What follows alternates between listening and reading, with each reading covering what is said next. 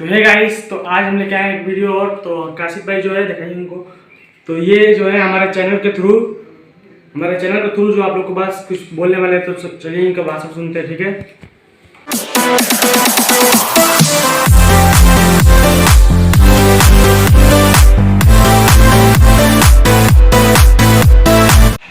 अभिनंदन दोस्तों, आज हम बात करेंगे एग्जिट पोल के जो नतीजे आ रहे हैं उनके बारे में, और जो र्यूमर्स टाइप के उड़ते हैं, क्या एग्जिट पोल वाकई में रिजल्ट है या इसके अलग भी कुछ होता है।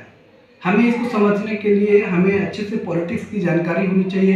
एग्जिट पोल जो जारी करता है उसके बारे में हमें जानकारी होनी चाहिए। जब इन सब चीज़ों की जानकारी होगी तो हमें एक रुझान मिलेगा।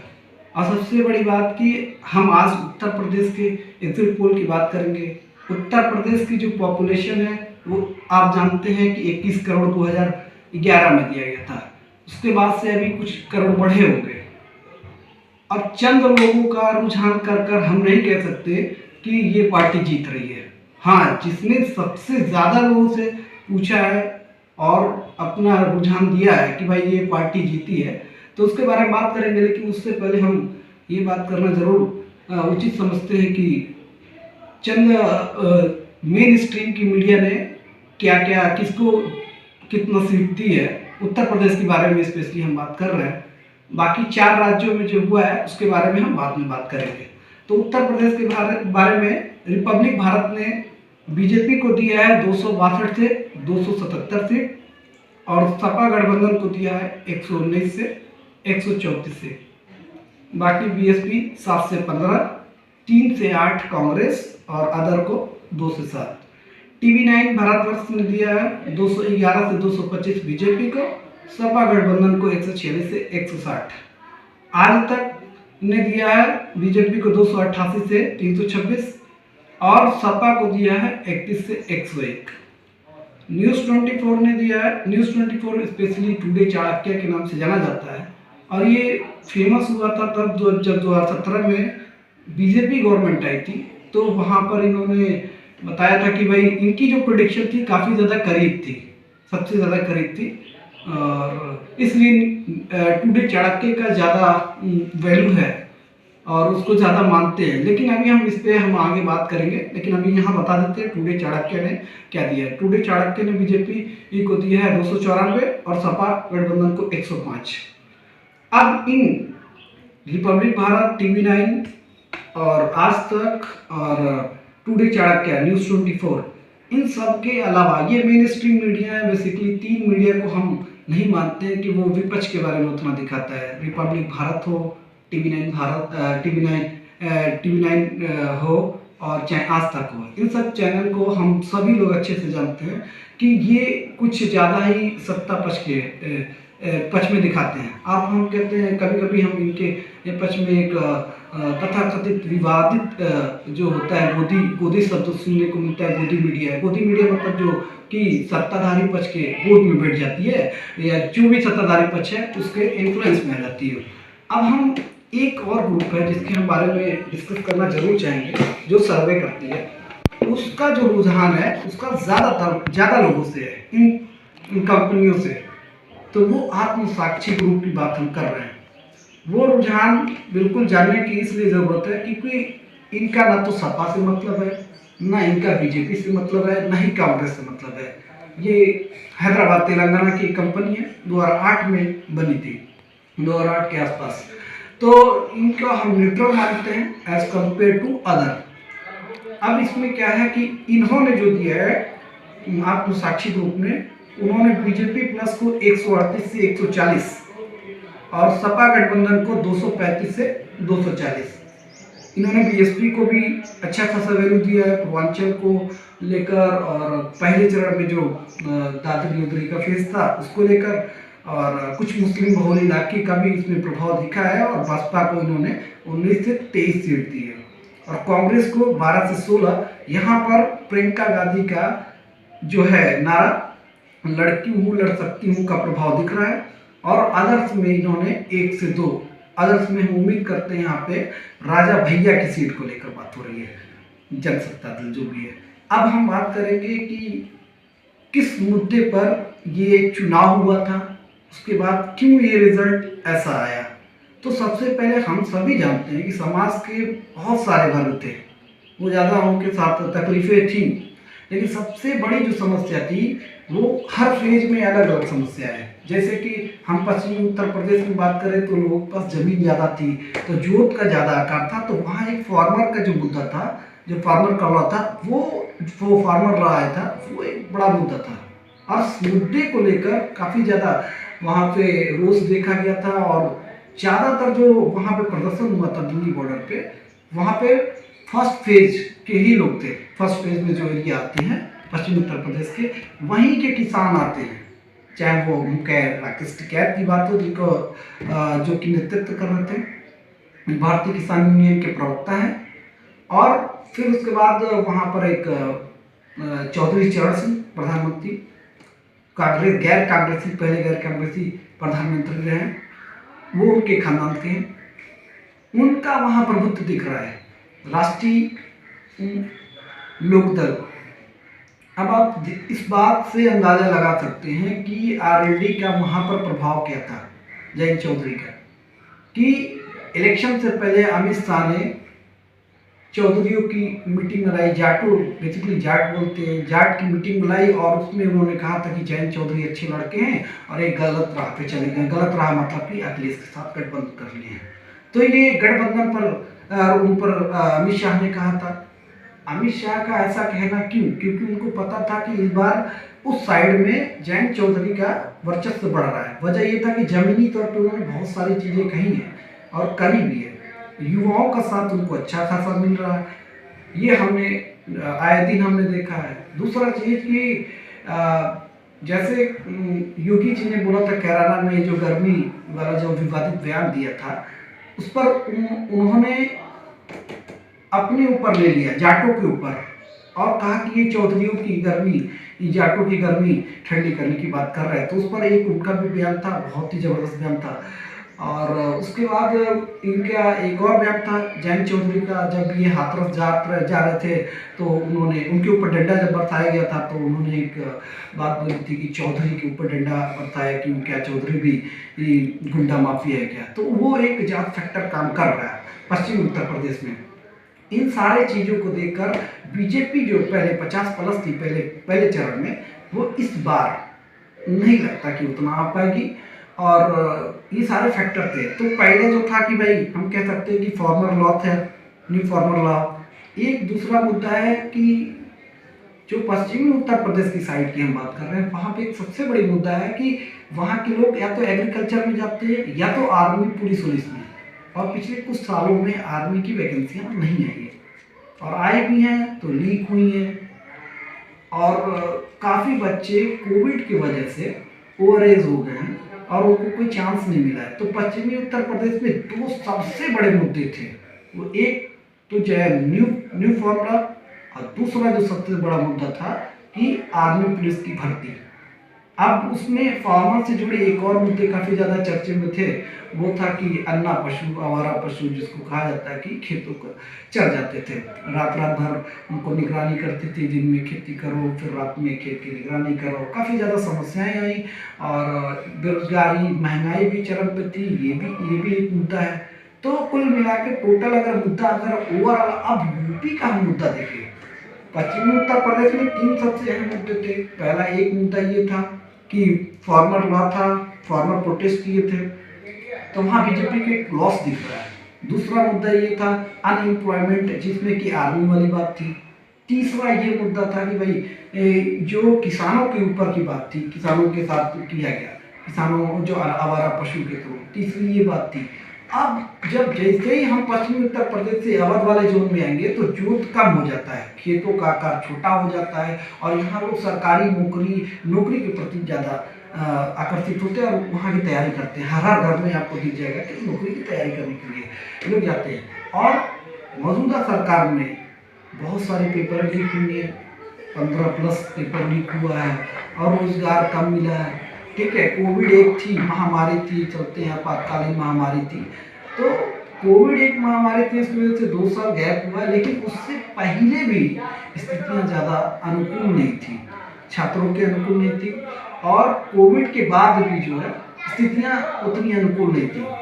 अब जो बात आएंगी कि जब हम लखनऊ अवध वाले जोन से जब हम आते हैं पूर्वांचल साइड में, तो इधर नौकरी का बड़ा महत्व होता है, क्योंकि यहाँ खेत छोटे होते हैं। दूसरा जो सबसे बड़ा महत्व होता है वो एक इम्पोर्टेंट रोल करता है कास्ट का।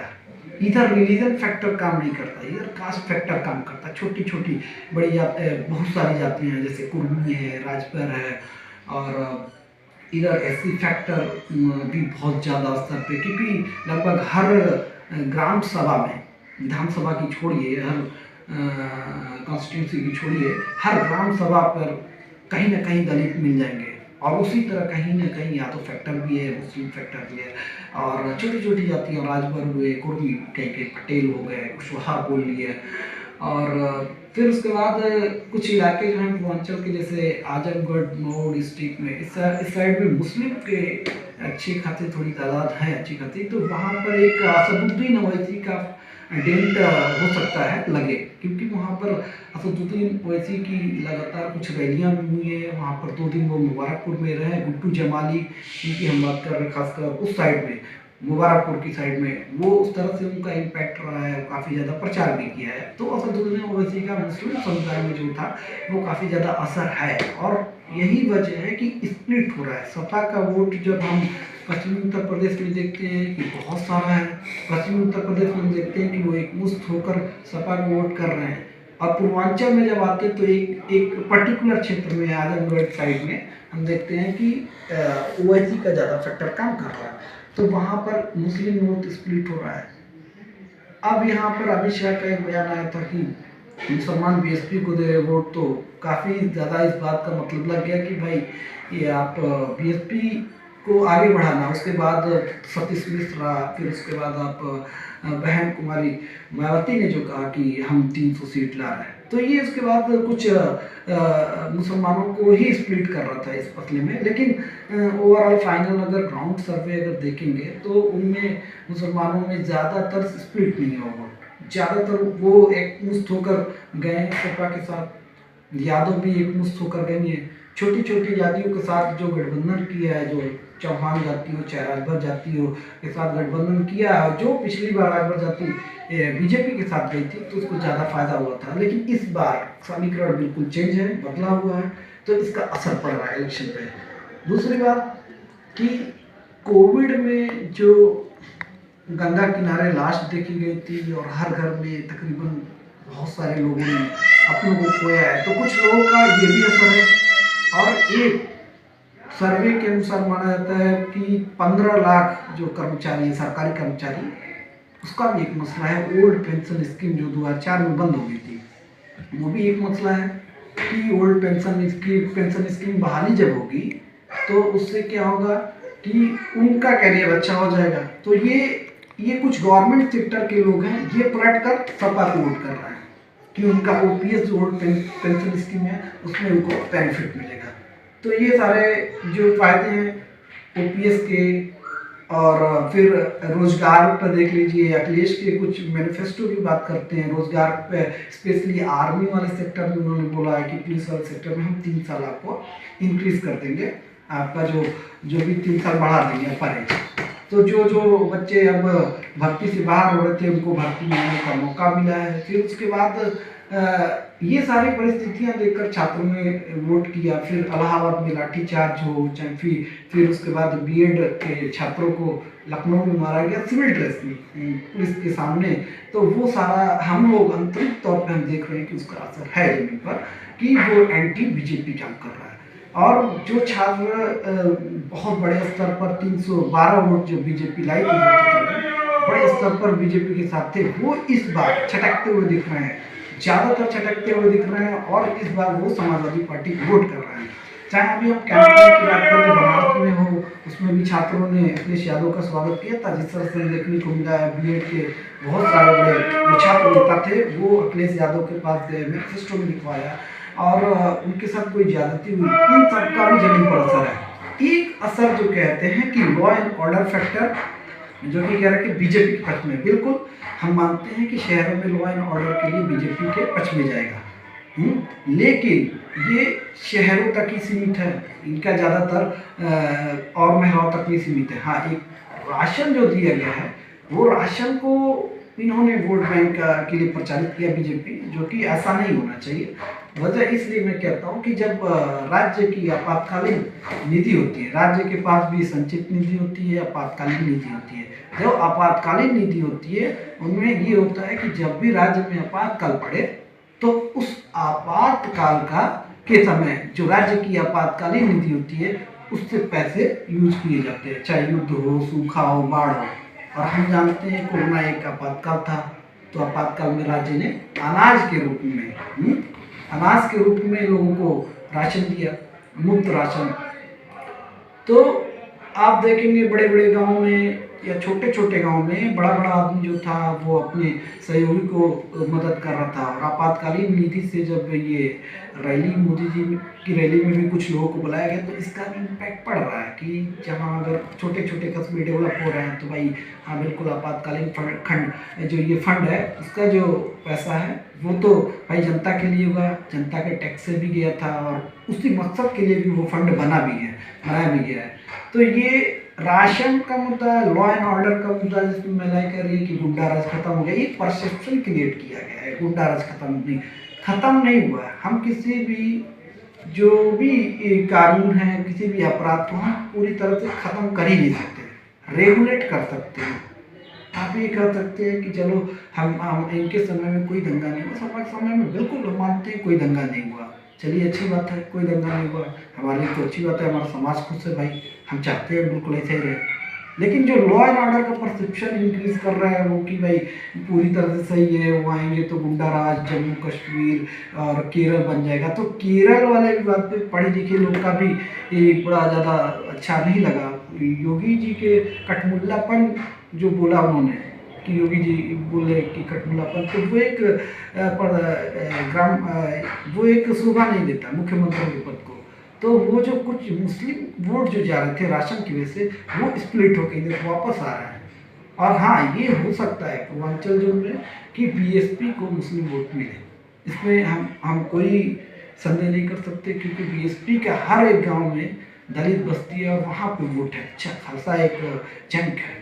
और उनके साथ अगर मुस्लिम जहाँ जहाँ मिलते हैं और भी जातियाँ मिलती हैं, ब्राह्मण जातियाँ मिलती हैं, तो उनको ज़्यादा फायदा होगा। ठीक है, कुल मिला के अब हम जो भी मुद्दे थे उसके बारे में हम बता दे रहे हैं कि भाई ये सारे मुद्दे हैं, जैसे अनएम्प्लॉयमेंट है, लॉ है, रिफॉर्मर लॉ फार्मर के अनुसार है, फिर वहाँ पे हमारा पशु का भी मुद्दा उठा है, फिर उसके बाद एक और मुद्दा ये उठा है कि पेंशन का एक मुद्दा है, फिर राशन का मुद्दा है, फिर उसके बाद आप लॉ एंड ऑर्डर का मुद्दा जो है बीजेपी बड़े जोर शोर से उठा रही है कि भाई लॉ एंड ऑर्डर सही था, राशन सही था। और ये बीजेपी के पक्ष में जाएगा, क्योंकि इतने ज़रूरी नहीं कि इतने लोग शिक्षित हों, उस चीज़ को समझे कि लॉ एंड ऑर्डर क्या है, राशन में कौन सा आपातकालीन फंड से, टैक्स से दिया गया, ये नहीं। गरीबों का पेट भर रहा है। अभी हमने मोदी जी के एक भाषण में सुना था कि माँ ने कहा कि मोदी का नमक खाया वोट देंगे। बिल्कुल वोट मोदी जी को राशन पे मिलेगा, नो डाउट, लेकिन ओल्ड पेंशन स्कीम से उनके वोट कटेंगे भी। और चूंकि पूर्वांचल साइड में जो आप जानते हैं कास्ट बेसिस है, तो उस कास्ट के पर्टिकुलर जैसे मुस्लिम, यादव, राजपूत, यहाँ के गरीब लोग होंगे ना, तो वहाँ पर मोदी जी को ज़्यादा वोट नहीं मिलने वाला है। इसलिए भी मिलने वाला है कि मुस्लिम, यादव, ये गरीब का तबका रहेगा तो भी बीजेपी को बहुत ज़्यादा तो 2-4% दे सकता है। और दलित में भी वोटों का बंटवारा है। दलित में हाथी का सिंबल देखकर, कभी बहुजन का सिंबल देखकर, हाथी का सिंबल देखकर दलित बस्ती के लोग नीचे नहीं आते हैं। जब तक हाथी का सिंबल है उसके नीचे नहीं जाएंगे, बहुत मुश्किल से जाते हैं। ये मोदी जी का एक लहर था 2017 का अपवाद हम मान सकते हैं। इसके अलावा हम ये नहीं कर सकते हैं कि लहर के। अब एक बात जो हमने शुरू में कहा था एग्जिट पोल के बारे में, कि ये सारी एग्जिट पोल जो आ रही हैं कि जो रिपब्लिक भारत ने, आज तक ने, TV9 का था, और फिर उसके बाद सारे जो मेन स्ट्रीम मीडिया का है ना, इनमें कुछ उदाहरण हम बताना चाहते हैं। भारत के नक्शे पर अगर कहीं भी हाथ वैसे पंजा रख लेंगे तो कोई ऐसा राज्य नहीं बचा होगा जहाँ पर एग्जिट पोल गलत साबित हुआ होगा, चाहे वो हाल का हरियाणा का ले लीजिए, चाहे वो महाराष्ट्र का ले लीजिए, चाहे आप वेस्ट बंगाल का ले लीजिए, चाहे आप दिल्ली का ले लीजिए, चाहे आप बिहार का ले लीजिए, यहाँ पे एग्जिट पोल गलत साबित हुए हैं। हाँ, टूडे चढ़ाके का 2017 में एक बार सही हो गया तो भाई उनका इन्फ्लुएंस है कि भाई हम इस बार दे रहे तो सही है, लेकिन उनके उसके बाद जो 2017 के बाद टूडे चढ़ाके का बहुत सारा गलत था, बहुत सारे गलत हुए। तो हम एग्जिट पोल को तो कंफर्म नहीं मानेंगे, मेन है ईवीएम का।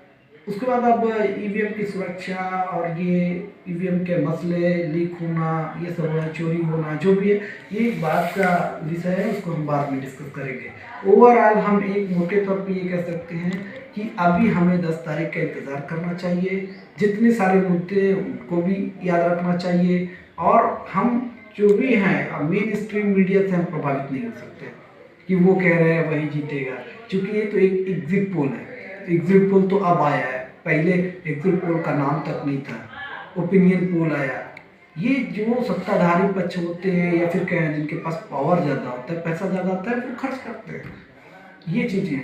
बाकी अगर हम कहें कि आप इसका देख लीजिए, देश बंधु का भी हाल ही में आया था सर्वे, उसमें भी देश बंधु में सपा बहुमत बना रही है। चाहे 4 PM एक छोटा सा न्यूज़ चैनल है, शायद संजय शर्मा करके कोई नाम करके है संपादक, वो इसलिए हम लोग जान गए कि ज़्यादा, क्योंकि योगी जी की कार्रवाई जो हुई थी और उनका चैनल बंद हो गया था, तो उसको जाने। तो उनका भी कल सर्वे आया, उसमें भी ये समाजवादी पार्टी 238 के करीब पा रही है और बीजेपी जो है 157।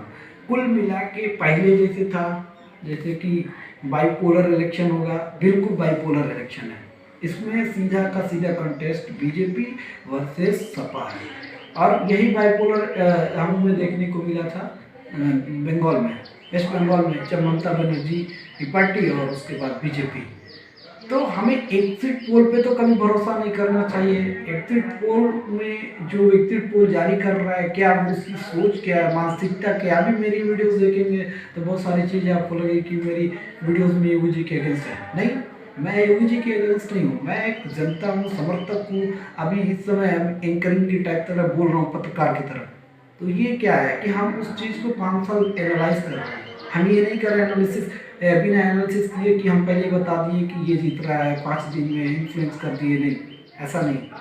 और जो कोविड का इश्यूज़ है, चाहे राशन का इश्यूज़ है, चाहे OPS का इश्यूज़ है, 3 फॉर्म्स ला है, और चाहे आप लॉ एंड ऑर्डर का इश्यूज़ है, इन सारे मुद्दे पर ही इलेक्शन हुआ है और इसी मुद्दे पर लोगों ने वोट किया है। हाँ, एक फैक्टर और बोलूँगा कि भारतीय इतिहास में शायद 20 से 25 साल, मुझे याद नहीं है कि हिंदू मुस्लिम ये जो धर्म पर राजनीति होती थी वो नहीं हुई इस बार। ये हमारे लिए बहुत अच्छा साइन है, गुड फीचर है कि हम लोग धर्म के मसले के अलावा हम अपने रोजगार की बात कर रहे हैं, हित की बात कर रहे हैं, अपनी बात कर रहे हैं, अस्तित्व की बात कर रहे हैं, धर्म पर नहीं लड़ रहे हैं। एक चीज़ और हमारे निगेटिव फेवर में जा रही है, वो पूर्वांचल का जो कास्ट सिस्टम है वो हमारे फेवर में नहीं है, बिल्कुल नहीं। हम नहीं मानते कि कास्ट सिस्टम बेहतर है, तो कास्ट सिस्टम को भी एक हटाना चाहिए धीरे धीरे। जैसे कि हम रिलीजन पे हम ये चुनाव नहीं लड़े, उम्मीद करते हैं अगला चुनाव जाति पे नहीं लड़ेंगे। अब इन जातियों के होने की वजह से हमारे पास काफ़ी ज़्यादा डेवलपमेंट का प्रॉब्लम होता है। और दूसरा एक चीज़ ये कि ये सच्चाई है कि अभी तक सभी ये जो चरण में 7 चरण हुआ है उसमें जाति फैक्टर काम किया है, रिलीजन फैक्टर काम नहीं किया हो वो बात अलग है, लेकिन जाति फैक्टर काम किया है। और रिलीजन फैक्टर काम करता तो योगी जी बहुमत से आते, पूर्ण बहुमत से, एकदम एक तरफा सिंगल हैंडेड हो जाता, लेकिन हिंदू मुस्लिम में नहीं, हिंदू मुस्लिम नहीं हुआ। और ये हमारी जनता की सफलता है और हम अपनी जनता को बहुत अच्छा मानते हैं। इस बार जो इलेक्शन हुआ है कोई झगड़ा फसाद नहीं, हिंदू मुस्लिम कोई बवाल नहीं, बहुत अच्छा लगा। और प्रशासनिक तैयारियां भी अच्छी रही हैं, कहीं कहीं विवाद होते रहे लेकिन ज़्यादातर प्रशासनिक तैयारियाँ अच्छी थी। और हमारे जो समाज में विभिन्न वर्ग के लोग थे, चाहे मुस्लिम हो, चाहे हिंदू हो, चाहे और भी पारसी, जैन, ईसाई, जो भी धर्म के लोग हैं, इस बार बेहद ही अच्छे संजीदा तरीके से वोट कर रहे थे। और ये हमारी बेहतरीन डेमोक्रेसी के लिए अच्छी बात है, ऐसे ही होना भी चाहिए। और आगे उम्मीद करते हैं कि हमारा देश कास्ट सिस्टम से भी हटेगा, और मुद्दों पे लड़ेगा। एक देश की और कमी हम बता रहे हैं, पर्सन पे जो लड़ा जाता है वो भी कुछ दिन में ख़त्म होना चाहिए। जो जहाँ से जितना टैलेंटेड हो उसको हमें मौका देना चाहिए। ये नहीं कि हम फला के चेहरा देखकर हम वोट कर रहे हैं। अभी इस बार हमने कई जगह देखा है कि वो जो वोट करते थे अखिलेश के चेहरे पे की, बहुत जगह देखा मैंने योगी के चेहरे पे की है, बहुत जगह देखा मोदी के चेहरे पे की है। तो ये सारा चीज़ें हमें देखने को मिल रहा है। बाद में इन सब चीज़ों को समाप्त होना चाहिए, क्योंकि हमें चेहरे के अलावा हमारे यहाँ कैंडिडेट बेहतर होना चाहिए। उस पर हम देख लें तो ज़्यादा बेहतर होगा। तो कैंडिडेट फैक्टर ये बात की बात है। अभी रुझान हम देख लिए, समझ लिए। आप साक्षी का देख लीजिए, आप रिपब्लिक भारत का देख लीजिए, TV9 का देख लीजिए, चाहे आज तक का देख लीजिए। तो ये एग्जिट पोल पे भरोसा नहीं करना चाहिए, और बस ये एक रुझान है उनका दिया हुआ। 10 तारीख के बाद ही सब पता चलेगा। 10 तारीख को दोपहर तक का तकरीबन 12 बजे तक का आपको ज़्यादातर सीटों का अनुमान लग जाएगा। बाकी 4 राज्यों का हम बाद में विश्लेषण करेंगे। जय हिंद। तो गाइस ये काशिफ भाई है, इनका नाम आप सुन लीजिए एक बार अपने लोगों से। Hello guys, I am Kashif Kamal Pasha. मैं सिविल सर्विस की तैयारी करता हूँ, IAS PCS। आप सब लोग जानते होंगे UPSC का एग्ज़ाम जो होता है सेंट्रल एग्ज़ाम है, यूनियन पब्लिक सर्विस कमीशन के थ्रू। और हम लोग एक स्टूडेंट हैं, तो मोटा मोटा राजनीति की थोड़ी बहुत समझ रखते हैं। इसलिए हम लोग आज राजनीति पर, उत्तर प्रदेश की विशेषकर राजनीति पर, हम एक एग्जिट पोल के बारे में हम लोग बात करेंगे। और जहाँ तक तात्पर्य है कि हम लोग कैसे हैं, तो हम बता दे रहे हैं, हम ना तो किसी पार्टी के समर्थक हैं और न ही हम किसी पार्टी के कार्यकर्ता हैं। हम एज जनता समझिए, हम लोग की एंकरिंग वंकरिंग भी नहीं करते, लेकिन बस ये है कि थोड़ी बोलने की अच्छी आदतें हैं। बोलते बोलते आदत हो चुकी है कि भाई ये किसी मुद्दे पर कैसे बोला जाता है। तो बस वही एक पॉलिटिकल व्यूज़ हम देना चाहते हैं आप लोगों को, खासकर उत्तर प्रदेश की राजनीति पर। और जो अभी रुझान आने के बाद जो चौराहे से लेकर गली गली नुक्कड़ तक जो डिस्कस हो रहा है कि भाई ये जीतेगी वो जीतेगी, तो चलिए देखते हैं आगे क्या होता है। तो गाइस वीडियो अच्छी लगे तो लाइक कीजिए, चैनल को सब्सक्राइब कीजिए। और भाई IAS की तैयारी कर रहे हैं तो इसलिए इतना बोल पाए, मतलब बहुत एक्सपीरियंस है बोलने के लिए। तो प्लीज़ चैनल को सब्सक्राइब कर दीजिए, ठीक है। Bye bye.